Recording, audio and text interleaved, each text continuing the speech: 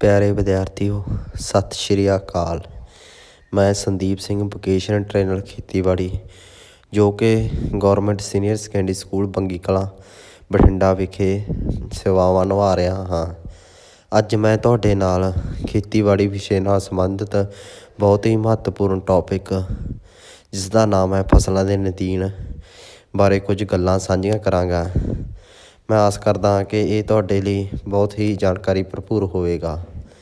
ਜਿਵੇਂ ਕਿ ਅਸੀਂ ਜਾਣਦੇ ਹਾਂ, ਫਸਲਾਂ ਦੀ ਉਪਜ ਵਿੱਚ ਵਾਧਾ ਕਰਨ ਲਈ ਅਸੀਂ ਫਸਲਾਂ ਦੀ ਦੇਖਭਾਲ ਕਰਦੇ ਹਾਂ। ਇਹਨਾਂ ਉੱਪਰ ਅਸੀਂ ਕੀਟਾਂ ਅਤੇ ਬਿਮਾਰੀਆਂ ਦੀ ਰੋਕਥਾਮ ਕਰਦੇ ਹਾਂ, ਪਰ ਇਸ ਦੇ ਨਾਲ ਹੀ ਅਸੀਂ ਨਦੀਨਾਂ ਦੀ ਵੀ ਉਸੇ ਤਰ੍ਹਾਂ ਹੀ ਰੋਕਥਾਮ ਕਰਦੇ ਹਾਂ, ਕਿਉਂਕਿ ਨਦੀਨ ਵੀ ਫਸਲ ਨੂੰ ਬਹੁਤ ਜ਼ਿਆਦਾ ਨੁਕਸਾਨ ਪਹੁੰਚਾਉਂਦੇ ਹਨ। ਸੋ ਅਸੀਂ ਇਸ ਬਾਰੇ ਅੱਗੇ ਜਾ ਕੇ ਹੋਰ ਵਿਸਤਾਰਪੂਰਵਕ ਜਾਣਕਾਰੀ ਹਾਸਲ ਕਰਦੇ ਹਾਂ। ਸਭ ਤੋਂ ਪਹਿਲਾਂ ਨਦੀਨ, ਜਿਸ ਨੂੰ ਇੰਗਲਿਸ਼ ਵਿੱਚ ਬੀਡ ਕਿਹਾ ਜਾਂਦਾ ਹੈ, ਜਾਣੀ ਕਿ ਇਸ ਦੇ ਨਾਮ ਤੋਂ ਅਸੀਂ ਕਹਿ ਸਕਦੇ ਹਾਂ ਕਿ ਨਦੀਨ ਉਹ ਬੇਲੋੜਾ ਪੌਦਾ ਹੈ ਜੋ ਖੇਤ ਬਾਗਾਂ ਵਿੱਚ ਲਾਭਦਾਇਕ ਪੌਦਿਆਂ ਨਾਲ ਉੱਗ ਆਉਂਦੇ ਹਨ। ਜੇਕਰ ਮੈਂ ਤੁਹਾਨੂੰ ਹੋਰ ਆਸਾਨ ਸ਼ਬਦਾਂ ਵਿੱਚ ਦੱਸਾਂ ਕਿ ਉਹ ਪੌਦੇ ਜਿਨ੍ਹਾਂ ਦੀ ਸਾਨੂੰ ਮੁੱਖ ਫਸਲ ਵਿੱਚ ਲੋੜ ਨਹੀਂ ਹੈ, ਉਹ ਮੁੱਖ ਫਸਲ ਲਈ ਨਦੀਨ ਅਖਵਾਉਂਦੇ ਹਨ। ਜਿਵੇਂ ਆਪਾਂ ਕਹਿ ਦਈਏ ਕਿ ਆਪਣੇ ਘਾਹ ਵਗੈਰਾ ਉਗਾਉਂਦਾ ਹੈ, ਇਹ ਫਸਲਾਂ ਦੇ ਨਦੀਨ ਹਨ। ਪਰ ਜੇਕਰ ਆਪਾਂ ਦੇਖਿਆ ਜਾਵੇ, ਜੇਕਰ ਫਸਲ ਜਿਵੇਂ ਕਿ ਕਣਕ ਵਿੱਚ ਜੇ ਸਰੋਂ ਦਾ ਬੂਝਾ ਵੀ ਉੱਗ ਆਉਂਦਾ ਹੈ ਅਤੇ ਉਸ ਦੀ ਸਾਨੂੰ ਲੋੜ ਨਹੀਂ ਹੈ, ਤਾਂ ਉਹ ਵੀ ਕਣਕ ਵਾਸਤੇ ਨਦੀਨ ਹੀ ਹੈ। ਤਾਂ ਹੀ ਇਸ ਤੋਂ ਭਾਵ ਹੈ ਕਿ ਕੋਈ ਵੀ ਬੇਲੋੜਾ ਪੌਦਾ। ਇਹ ਹਵਾ, ਧੁੱਪ, ਨਮੀ ਅਤੇ ਖੁਰਾਕੀ ਤੱਤਾਂ ਲਈ ਮੁੱਖ ਫਸਲ ਨਾਲ ਮੁਕਾਬਲਾ ਕਰਦੇ ਹਨ, ਅਤੇ ਇਸ ਨਾਲ ਫਸਲਾਂ ਅਤੇ ਫਲਾਂ ਦੇ ਝਾੜ ਅਤੇ ਗੁਣਵੱਤਾ 'ਤੇ ਕਾਫੀ ਮਾੜਾ ਅਸਰ ਪੈਂਦਾ ਹੈ।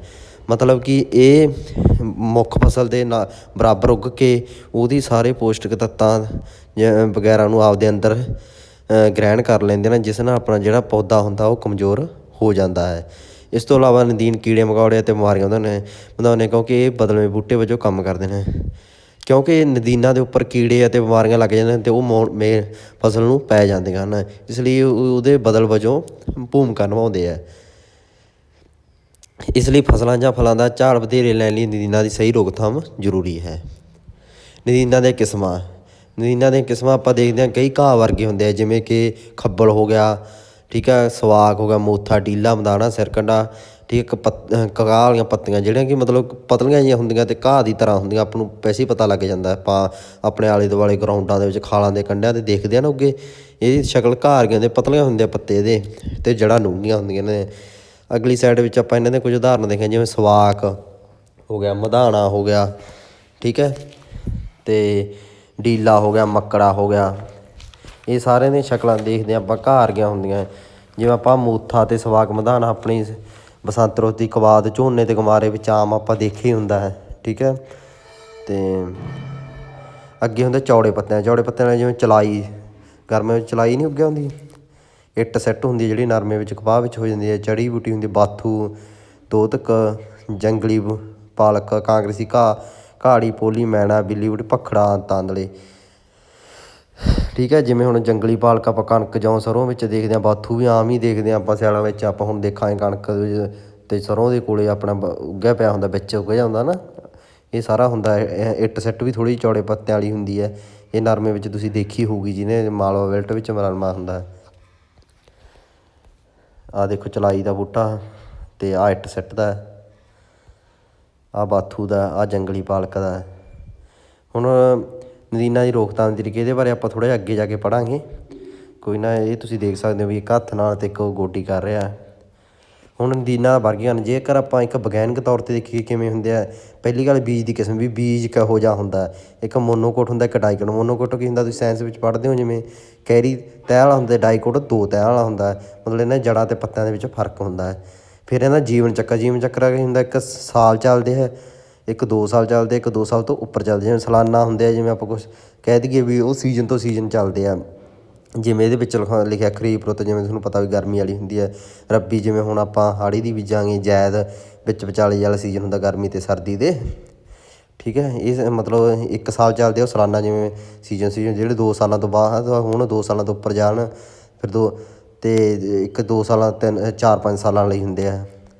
ਪੌਦੇ ਦੇ ਘਰ ਕੀ ਮਤਲਬ ਜਿੱਥੋਂ ਪੈਦਾ ਹੋਏ ਹੁੰਦੇ ਆ, ਜਿਵੇਂ ਧਰਤੀ ਦੇ ਕਾਸ਼ਤੀ ਨਦੀਨ ਹੁੰਦੇ ਆ ਜਿਹੜੇ ਆਮ ਉੱਗਰ ਜਾਂਦੇ, ਇੱਕ ਬੰਜਰ ਜ਼ਮੀਨ ਵਿੱਚ ਜਿਵੇਂ ਭਖੜਾ ਵਗੈਰਾ ਉੱਗਰਿਆ ਹੁੰਦਾ, ਬਗੀਚੇ ਵਾਲੇ ਹੁੰਦੇ, ਲਾਹਣ ਵਾਲੇ ਅੱਡ ਹੁੰਦੇ ਆ, ਪਾਣੀ ਦੇ ਵਿੱਚ ਉੱਗੇ ਹੁੰਦੇ ਉਹ ਅੱਡ ਹੁੰਦੇ ਆ। ਉਤਪੱਤੀ ਇਸ ਤੋਂ ਇੱਕ ਸਰੋਤ ਮੁਤਾਬਕ ਜਿਵੇਂ ਦੇਸੀ ਨਦੀਨ ਹੁੰਦੇ, ਜਿਵੇਂ ਆਪਣਾ ਘਾਹ ਵਗੈਰਾ ਖੱਬਲਾ, ਇੱਕ ਵਿਦੇਸ਼ੀ ਕੀ ਹੁੰਦੇ ਆ ਜਿਵੇਂ ਵਿਦੇਸ਼ਾਂ ਤੋਂ ਆ ਜਾਂਦੇ ਆਪਣੇ ਦੇਸ਼ ਵਿੱਚ, ਜਿਵੇਂ ਕਾਂਗਰਸੀ ਘਾਹ ਕਣਕ ਦੇ ਨਾਲ ਆਇਆ ਸੀਗਾ ਅਤੇ ਹੁਣ ਆਪਣੇ ਸਾਰੇ ਕਿਤੇ ਫੈਲਿਆ ਪਿਆ। ਜ਼ਿਆਦਾਤਰ ਤੁਸੀਂ ਕੱਸੀਆਂ ਦੇ ਕੰਢਿਆਂ ਦੇ ਉੱਤੇ ਉਹਨੂੰ ਦੇਖਦੇ ਆ। ਉਹਨੂੰ ਅੱਗੇ ਆ ਗਿਆ ਪਿਆਰੇ ਵਿਦਿਆਰਥੀਓ, ਨਦੀਨਾਂ ਦੇ ਗੁਣ ਵੀ ਇਹਨਾਂ ਦੇ ਗੁਣ ਕੀ ਹੈ, ਵਿਸ਼ੇਸ਼ਤਾਵਾਂ ਕੀ ਹੈ। ਨਦੀਨ ਵਿੱਚ ਪੈਦਾ ਕਰਨੀ ਭਰਪੂਰ ਸਮਰੱਥਾ ਮਤਲਬ ਵੀ ਬਹੁਤ ਸਾਰੇ ਬੀਜ ਇਹ ਪੈਦਾ ਕਰ ਸਕਦਾ। ਦੂਜਾ ਕੀ ਹੈ ਨੰਬਰ, ਇਹ ਨਿਰੰਤਰ ਰਹਿਣ ਵਾਲੇ ਹੁੰਦੇ ਹਨ ਅਤੇ ਆਪਾਂ ਕੰਟਰੋਲ ਅਤੇ ਖਾਤਮੇ ਦਾ ਵਿਰੋਧ ਕਰਨ ਵਾਲੇ ਹੁੰਦੇ ਹਨ। ਮਤਲਬ ਵੀ ਇਹਨਾਂ ਨੂੰ ਕੋਈ ਫਰਕ ਨਹੀਂ ਪੈਂਦਾ, ਇਹ ਮਤਲਬ ਲਗਾਤਾਰ ਜਿਉਂਦੇ ਰਹਿ ਸਕਦੇ ਹਨ। ਨਦੀਨਾਂ ਦੇ ਬੀਜ ਟਿਕੇ ਰਹਿੰਦੇ ਹਨ 30 ਸਾਲ ਤੱਕ। ਇਹ ਵੀ ਉਮੀਦ ਹੈ ਵੀ 30-40 ਸਾਲ ਤੱਕ ਇਹਨਾਂ ਨੂੰ ਕੁਛ ਨਹੀਂ ਹੁੰਦਾ।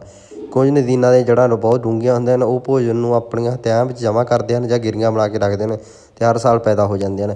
ਮਤਲਬ ਕਿ ਇਹਨਾਂ ਦੀਆਂ ਜੜ੍ਹਾਂ ਡੂੰਘੀਆਂ ਹੁੰਦੀਆਂ, ਜਿਵੇਂ ਖੱਬਲ ਹੁੰਦਾ ਉਹ ਖਤਮ ਹੀ ਨਹੀਂ ਹੁੰਦਾ, ਇਹਨਾਂ ਜੜ੍ਹਾਂ ਡੂੰਘੀਆਂ ਵਗ ਜਾਂਦੇ, ਆਏ ਸਾਲ ਪੈਦਾ ਹੋ ਜਾਂਦੇ ਆ। ਇਹ ਬਹੁਤ ਸਖਤ ਹੁੰਦੇ ਆ ਅਤੇ ਕਿਸੇ ਵੀ ਜਲਵਾਯੂ ਹਾਲਤ ਦਾ ਵਿਰੋਧ ਕਰ ਸਕਦੇ ਹਨ ਅਤੇ ਵੱਡੇ ਖੇਤਰਾਂ ਵਿੱਚ ਹਵਾ, ਪਾਣੀ, ਪਸ਼ੂਆਂ ਅਤੇ ਪੰਛੀਆਂ ਰਾਹੀਂ ਇਹ ਵੀ ਕੀ ਹੁੰਦਾ ਵੀ ਕਿਸੇ ਵੀ ਸਰਦੀ ਗਰਮੀ ਨੂੰ ਸਹਿ ਲੈਂਦੇ ਅਤੇ ਕਿਸੇ ਪਸ਼ੂ ਜਾਂ ਪੰਛੀ ਦੇ ਨਾਲ ਲੱਗ ਕੇ ਦੂਜੇ ਖੇਤ ਵਿੱਚ ਚਲੇ ਜਾਂਦੇ ਹਨ।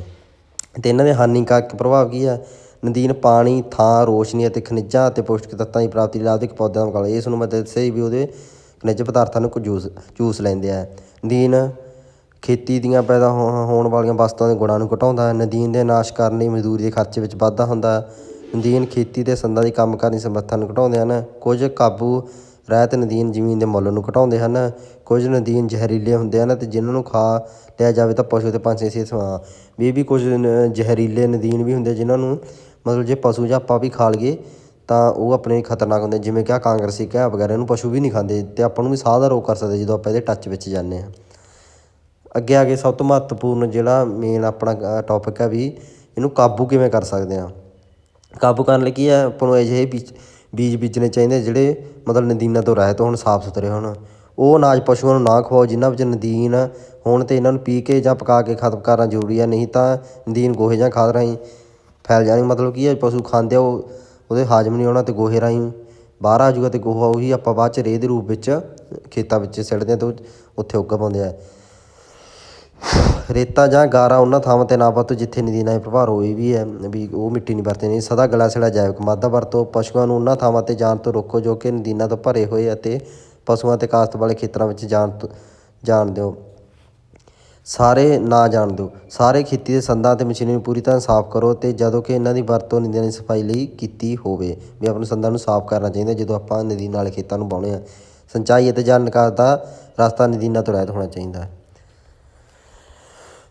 ਭੌਤਿਕ ਅਤੇ ਮਸ਼ੀਨੀ ਤਰੀਕੇ ਇਹਦੇ ਵਿੱਚ ਕੀ ਹੈ, ਵਹਾਈ ਉਹ ਪਤੀ ਆਪਾਂ ਖੇਤ ਦੀ ਵਹਾਈ ਕਰਦੇ ਹਾਂ ਕੋਈ ਫਸਲ ਬੀਜਣ ਤੋਂ ਪਹਿਲਾਂ। ਦੂਜੀ ਹੋਇੰਗ ਕੀ ਹੈ ਵੀ ਆਪਾਂ ਕਸੀਏ ਵਗੈਰਾ ਨਾਲ ਉਹਨੂੰ ਪੁੱਟ ਦਿੰਦੇ ਹਾਂ, ਠੀਕ ਹੈ, ਜ਼ਮੀਨ ਨੂੰ ਜਿਵੇਂ ਆਪਾਂ ਸਬਜ਼ੀਆਂ ਵਗੈਰਾ ਵਿੱਚ ਕਰਦੇ ਹਾਂ ਜਾਂ ਆਪਾਂ ਜ਼ਿਆਦਾਤਰ ਨਰਮੇ ਦੀ ਫਸਲ ਵਿੱਚ ਵੀ ਕਰਦੇ ਹਾਂ ਵੀ ਉਹਨੂੰ ਖੇਤ ਨੂੰ ਗੁੱਡ ਦਿੰਦੇ ਹਾਂ ਅਤੇ ਉਹਦੇ ਨਾਲ ਆਪਣਾ ਘਾਹ ਵਗੈਰਾ ਬਾਹਰ ਕੱਢ ਦਿੰਦੇ ਹਾਂ। ਆਹ ਦੇਖੋ ਖੇਤ ਨਾਲ ਹੋ ਰਿਹਾ, ਇੱਧਰ ਕਸੀਏ ਵਗੈਰਾ ਨਾਲ ਹੋ ਰਹੀ ਹੈ ਸਬਜ਼ੀਆਂ 'ਚ।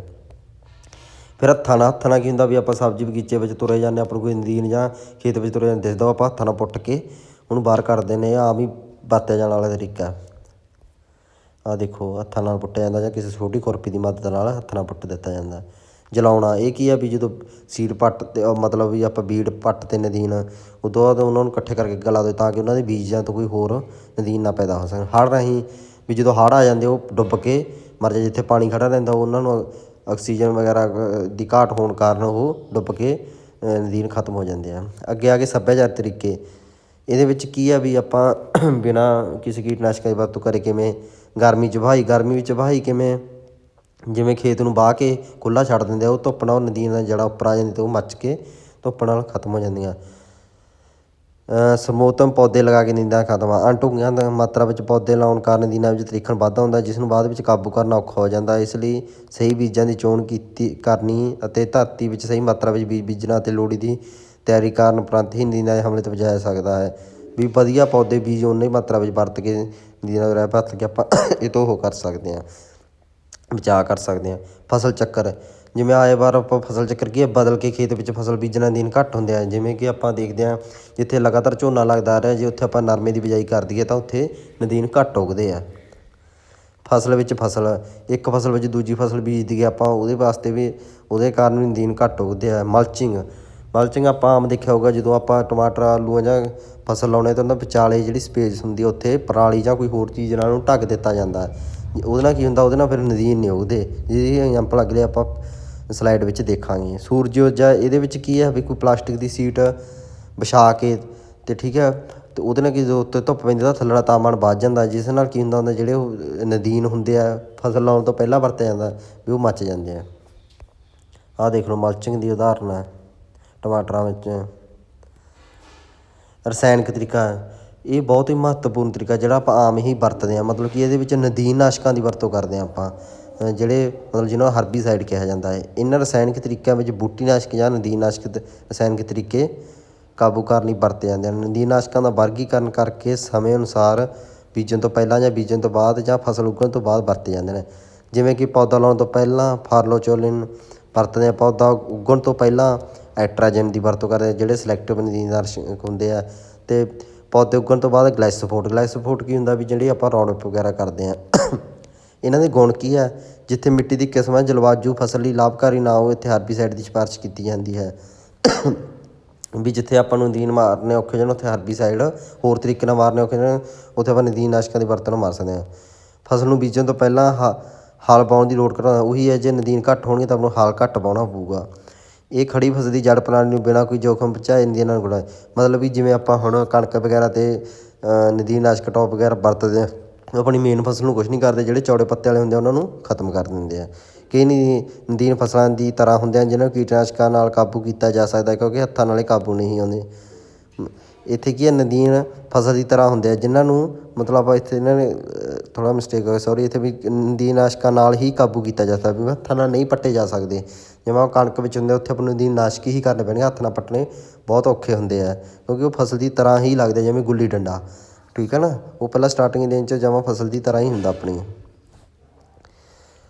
ਪਿਆਰੇ ਵਿਦਿਆਰਥੀਓ, ਮੈਂ ਆਸ ਕਰਦਾ ਤੁਹਾਨੂੰ ਇਹ ਜਾਣਕਾਰੀ ਵਧੀਆ ਲੱਗੀ ਹੋਵੇਗੀ। ਧੰਨਵਾਦ।